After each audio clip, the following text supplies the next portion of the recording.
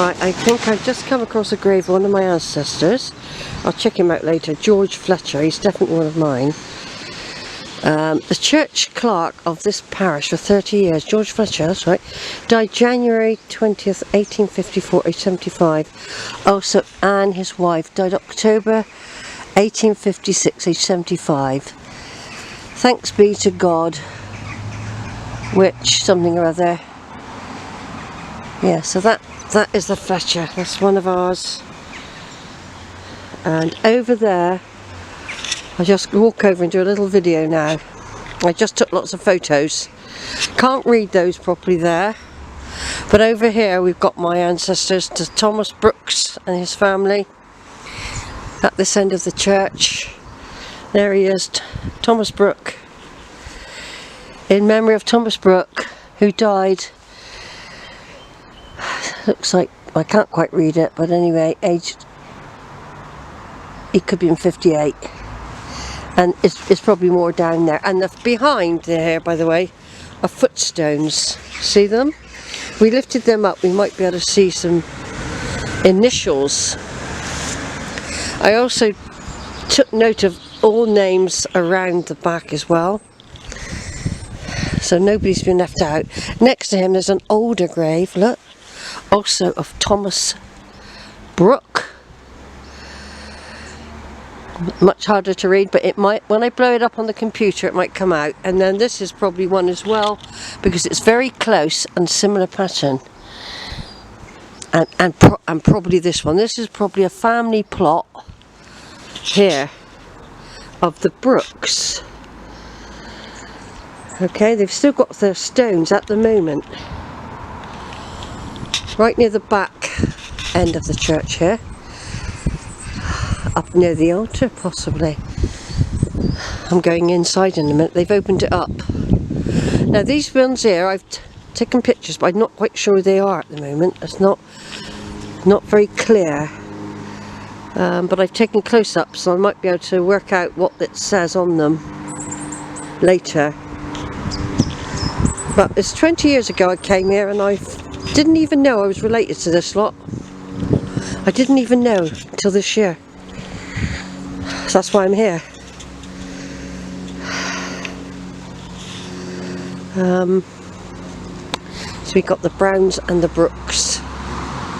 The Browns and the Brooks. And of course here, George Fletcher. Do you know, I've been ignoring the Fletchers of Suffolk and Cambridgeshire for a long time. I now, over at Swanston Ballbeck, now realise I've got to go to revisit. This is what happens.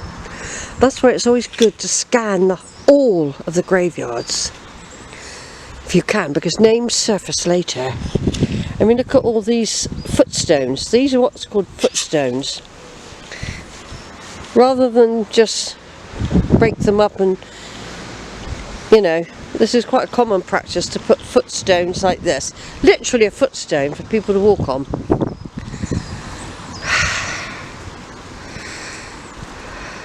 Now, of course, that's the Robbins family there. The Robbins, which could be linked. Richard Robbins. Hannah. And there's so that's a whole Robbins little plot. I'm not quite sure. It doesn't ring a bell, Robbins, at the moment. But I've got a feeling these might be the Browns, but they're not showing up very clear. But I did take images of them.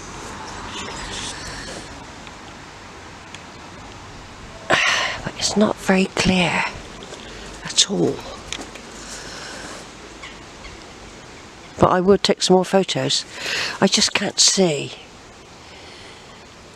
Though people have tried to clean them up, what's happened sometimes, they've partly destroyed them without realising it. There's George Fletcher over there. He was a clerk of the church for 30 years.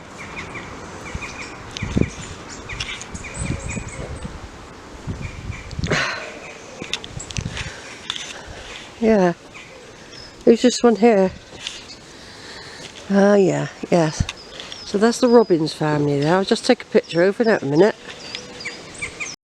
Very interesting conversation I've just had with a lady about this tree.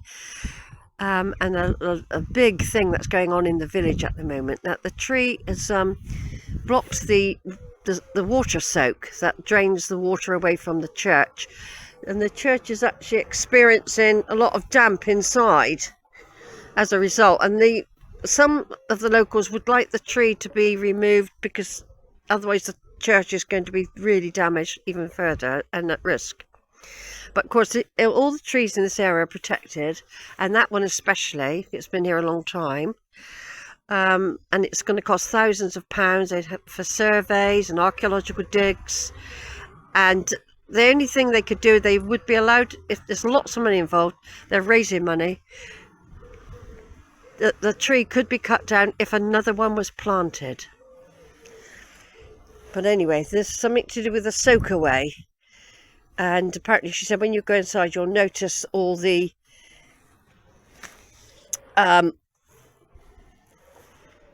damp. Now, basically, I've got my family buried around here, you see, as well. So it adds to the story. I just said, oh, it's a nice little story for me to add, since I've got Brooks and Browns here under this tree. So that's very interesting. She just called out to me and said, oh, hello, are you? She thought I was from the agency, you know, for those that don't want the tree cut down.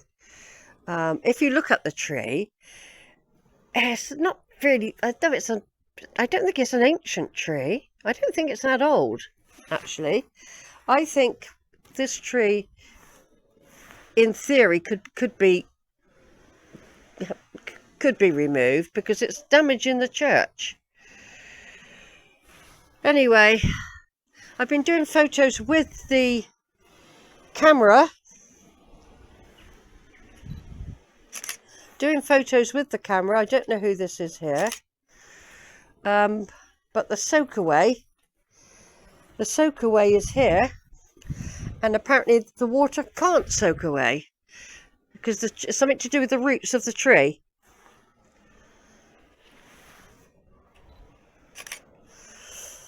Anyway, I'm going inside. There's the Paynton family, which are the lords of the manor that eventually emigrated to America. I got feeling there's some link with them.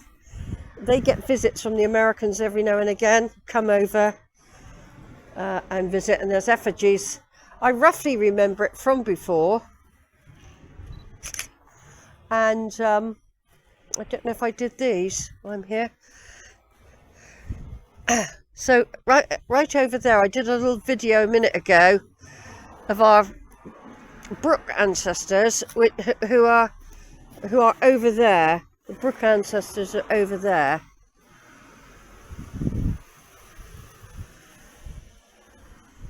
The weather's not very. You wouldn't think this was June, would you?